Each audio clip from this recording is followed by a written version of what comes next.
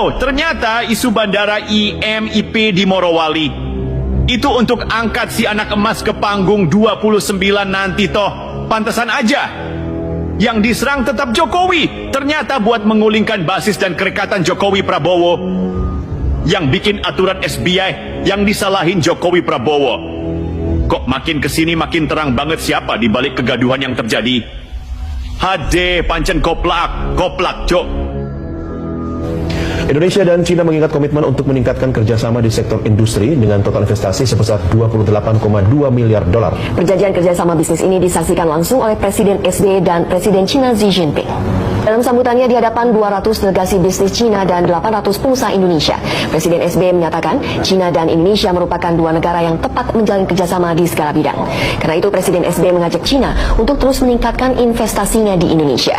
Indonesia-China Business Council yang kita selenggarakan pada hari ini memiliki nilai yang sangat penting bagi peningkatan kemitraan strategis yang komprehensif antara Indonesia dan Tiongkok.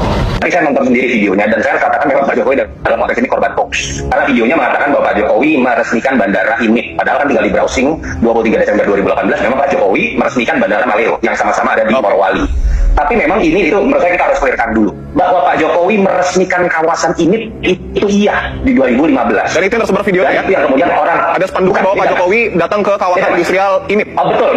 Jadi dicampur adukan tiga info. Yang pertama Pak Jokowi meresmikan kawasan IMIP itu 2015 betul.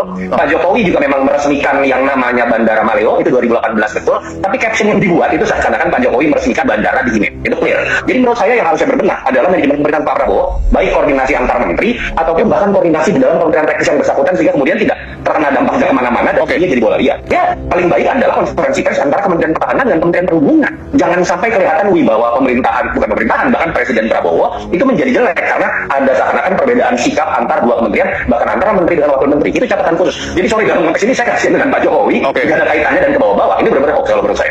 Akar masalah bandara khusus berasal dari era SBY. Mengapa Jokowi tidak bisa dipersalahkan dan Prabowo tidak terlibat? Mari kita mulai dengan meluruskan jalur cerita, karena belakangan ini banyak suara yang mencoba melempar bola panas dengan arah yang aneh. Yang diserang siapa? Yang bikin aturan siapa? Yang dituding siapa? Yang menandatangani dasar hukumnya siapa? Yang disalahkan Jokowi dan Prabowo, padahal biangnya justru ada di masa pemerintahan SBY. Iya, betul, SBY, nama yang sejak awal rame dibisikkan orang-orang, tapi entah kenapa jarang benar-benar disentuh dalam drama politik belakangan.